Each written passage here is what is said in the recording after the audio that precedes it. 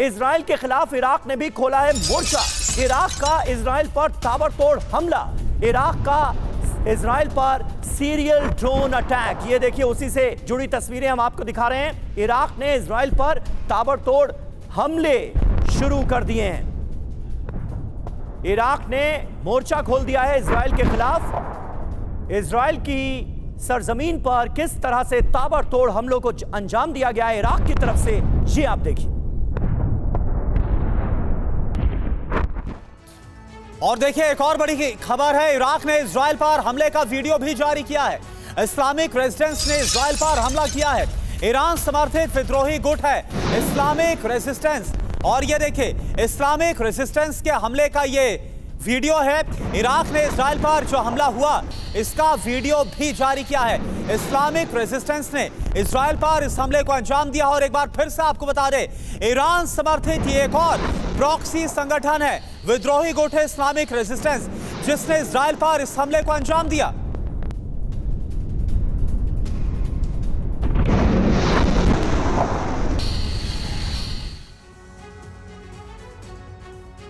तो सीधे सीधे इजराइल हमास जंग में इराक के इन्वॉल्वमेंट के सबूत मिल रहे हैं। हिजबुल्लाह के बाद इराक का हमला, इजराइल पर ताबड़तोड़ अटैक, इजराइल पर ड्रोन से किया गया है हमला। इस्लामिक रेजिस्टेंस ऑफ इराक ने ये अटैक अंजाम दिए और हमले के बाद बाकायदा इसका वीडियो भी जारी किया गया। बिल्कुल, और देखिए बड़ा सवाल यहां पर ये उठता है कि क्या यह अटैक की रणनीति का हिस्सा है, पहले हिजबुल्लाह और फिर इराक की तरफ से जिस हमले को अंजाम दिया गया, यह सवाल उठना लाजमी है।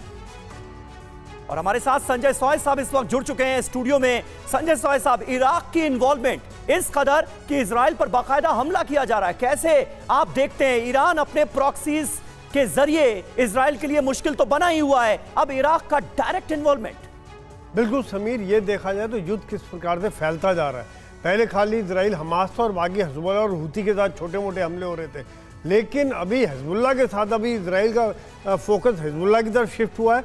और जिस प्रकार से वो पेजर के द्वारा अटैक किया और एक एम्बैरेसिंग सिचुएशन हुई है, उसको देखते हुए जो इराक से हमला है ये वाकई में एक नया डायमेंशन जोड़ते हैं। क्योंकि अभी तक इराक में छोटे मोटे हमले कभी कभी कोशिश करते थे, लेकिन उससे पहले प्रीएम्प्ट करके इजराइल उनको नाकाम कर देता था। लेकिन इजराइल के लिए यहाँ मुश्किलात ज़रूर बढ़ेंगी, लेकिन ये देखा जाए कि क्या उनके पास कितनी शक्ति है। आज उनके पास सिर्फ रॉकेट, मिसाइल्स और छोटे, यानी संजय सोई सर, बहुत संक्षेप में ये युद्ध रीजनल वॉर में तो कन्वर्ट होता हुआ नजर आ रहा है ना। बिल्कुल, ये पूरे अभी देख रहे हैं कि मिडिल ईस्ट पूरा धीरे धीरे आग की जद में आता जा रहा है, युद्ध फैलता जा रहा है। और ये बहुत बड़ा खतरा पूरी मेरे हिसाब से विश्व शांति के लिए भी हो सकता है, क्योंकि एक के बाद एक जिस प्रकार से देशों की एंट्री हो रही है, विश्व युद्ध के लिए और क्या चाहिए। एक तरफ से रशिया यूक्रेन, बिल्कुल संजय सोई सर, इसी बात का खतरा था और ये ना हो इसकी कोशिश अमेरिका कर रहा था, लेकिन ये होता हुआ नजर आ रहा है, क्योंकि इराक से भी हमला बोल दिया गया है। इजराइल की सरजमी पर एक और बड़ी खबर है हमले को लेकर।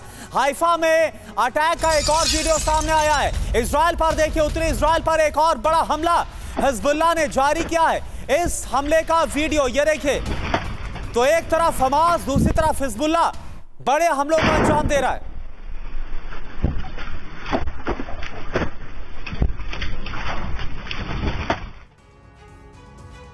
तो देखिए, हाइफा को, जो कि पोर्ट सिटी है, इसे बड़े पैमाने पर निशाना बनाया गया है। लेबनान की सरजमीन से हिजबुल्लाह ने ताबड़तोड़ अटैक्स अंजाम दिए हैं हाइफा को निशाना बनाते हुए। और इजराइल के कई शहरों पर रॉकेट अटैक की खबरें। इराक के विद्रोही गुट ने हमला किया है। इजराइल के कई शहरों पर रॉकेट से हमले अंजाम दिए गए हैं, खासा नुकसान हुआ है, इसकी खबरें भी सामने आ रही हैं। जानकारी यह मिली है कि इराक के विद्रोही गुट इन हमलों के पीछे।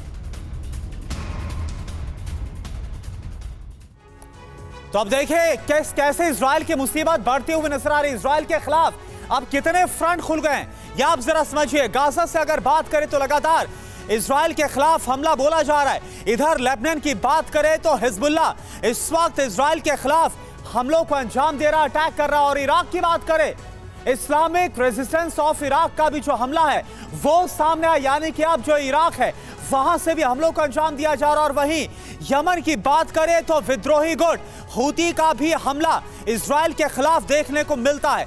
कमांड सेंटर क्या है? ईरान, क्योंकि इजराइल के खिलाफ सभी देशों को ईरान संगठित कर रहा है और ईरान अपने सभी जो प्रॉक्सीज हैं उनको और ज्यादा मजबूत करते हुए इजराइल की मुश्किलें बढ़ा रहा है। इसी को लेकर एसपी सिंह सर, मेरा सवाल आपसे है, ये जो ताजा हमला हुआ, चाहे हिजबुल्लाह का हो या फिर इराक से जो हमला हुआ है, कई संगठन एक साथ मिलकर इजराइल के खिलाफ हमला बोल रहे हैं, कितनी चुनौतियां, कितनी मुश्किल बढ़ती हुई आपको नजर आ रही है इजराइल की? बिल्कुल, इसमें डाउट नहीं है, इजराइल की चुनौतियां बढ़ती जा रही हैं।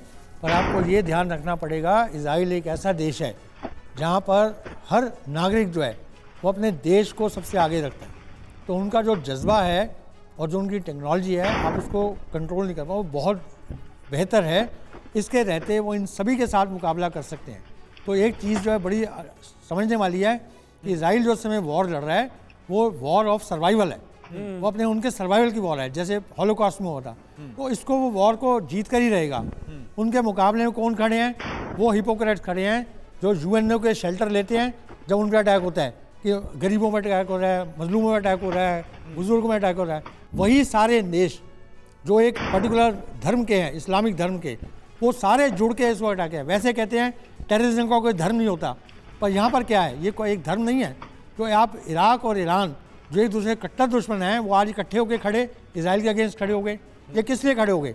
इस समय यूएन कहाँ पर है? यूएन सो रहा है। जो थोड़े दिन पहले यूएन लेक्चर दे रहा था, इजराइल को कंट्रोल करना चाहिए, इजराइल को कुछ शांति वार्ता करनी चाहिए, वो यूएन में इस्लामिक मुल्कों का आपने जिक्र किया। इस्लामिक मुल्कों का भी रुख तो बटा हुआ है। सऊदी अरब का स्टैंड कुछ और है, कतर का स्टैंड कुछ और है, यहाँ पर तो जॉर्डन का स्टैंड कुछ और है। अब बताइए, मेरा कहना मतलब ईरान, इराक मिलकर और साथ ही साथ ईरान के तमाम प्रॉक्सीज मिलकर इजराइल के लिए मुश्किलें पैदा कर रही हैं, तो ऐसा लगता है? नहीं समीर, इसको प्लीज अंडरस्टैंड करिए जी। अगर 57 इस्लामिक देश हैं, हाँ, उनमें से 6 जुड़ जाते हैं क्योंकि वो धर्म के आधार पर, उनका किसी को कोई इजराइल से डायरेक्ट लेना देना नहीं है। पर हिजबुल्लाह जो आ गया, हमास आ गया, हूती आ गया, अब आप इराक भी ले आए, ईरान भी ले आए, तो ये सब क्या है?